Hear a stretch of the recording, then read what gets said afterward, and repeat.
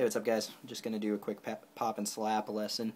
This is kind of for the intermediates because there's a lot of videos out there on just how to pop and slap the basic way, but no one really kind of elaborates on it, and so I just kind of want to show everyone out there what you can do as far as different rhythmic combinations and add in some mutes, as well as you know, doing some just basic riff building with learning slap.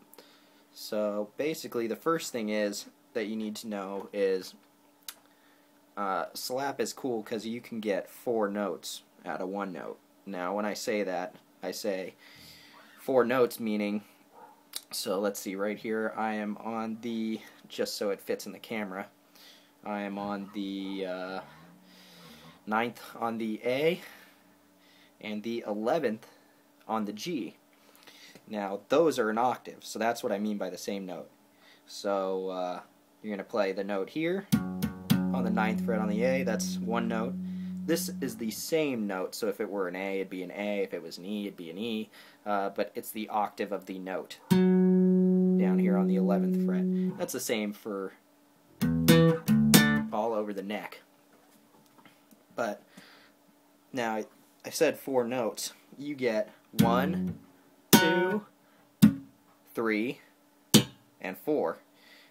Now you can use any combination of those 4 notes to build your riff, but you get 4, and that's the cool thing. So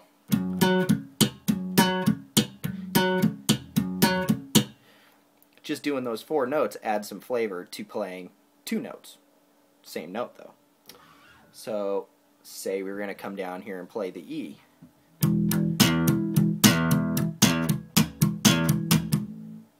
Okay, 4 notes. Doesn't matter where on the neck you're playing.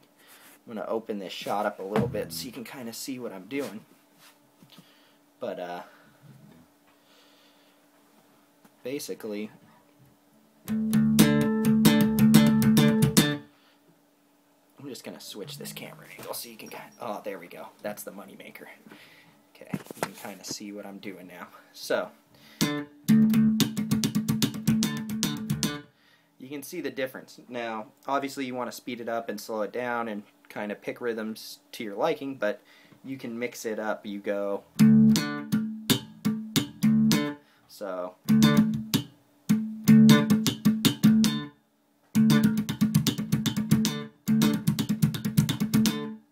you can change it up.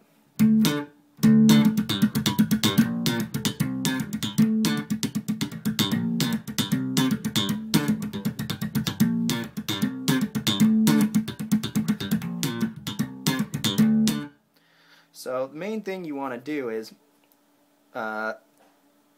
just work a lot on your technique as far as making sure you can make that pop like that every time. Same with your,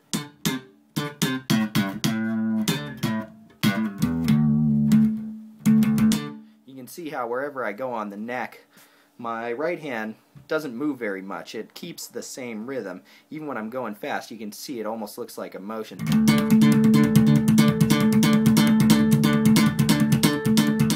So you want to get to the point where you can do that. Now you may not even be able to do it that fast, but just making the notes solid every time regardless of the speed, that's what you want to get to.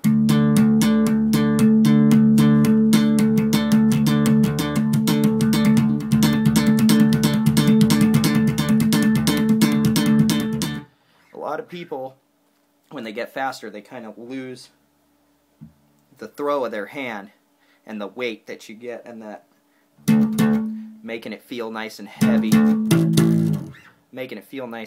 when you hit it. But that's one thing you kind of just got to work on your own, is making sure you hit it really heavy every time, no matter what, especially with the slap portion of this technique, even when you're going fast, because you're not gonna, I see a lot of guys, especially like Flea is you know, obviously professional bassist for Red Hot, but if you see him, he can't go as fast as Victor Wooten or Anthony Wellington or any of these other great guys, and it's because his technique. He moves too much. He's doing this. He's kind of a punk guy, so he plays, you know, octaves a lot, but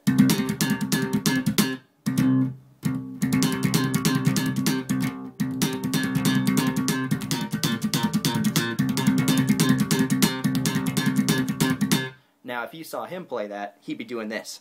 His arm would be going crazy. He moves it a lot. Now, he's gotten used to his technique, so you can't really bag on him. He is a great as well. But when you're comparing the two, Victor Lute and Anthony Wellington, like I said, Mark King, these greats, you always watch them, and they don't really... This portion of their arm stays solid, and they're using their hand. You see how my elbow doesn't really change its position that much? I mean, I can move my wrist wherever I want. My elbow doesn't move, and that's what you want. You want it all in your wrist. Same thing, you know, just keep getting speed. Try those triplets. Pop, pop, or slap, slap, pop, slap, slap, pop. Just keep getting it, you know, till you can get the feel for that rebound. And then you can add hammer-ons and adds a little bit. So a little triplet with a hammer-on like that. When you add it all together and you're using the hammer-ons with the popping and the slapping and your different rhythmic patterns and your mutes and whatnot, it definitely adds a cool thing. You can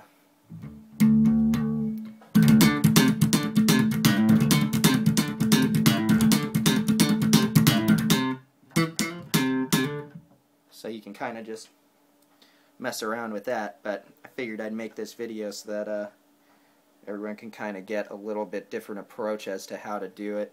People explain it kind of poorly. I'm going to come out with a couple more videos just to kind of give you some different technique options, especially when it comes to riff building. But yeah, that's a good first one. Later, guys.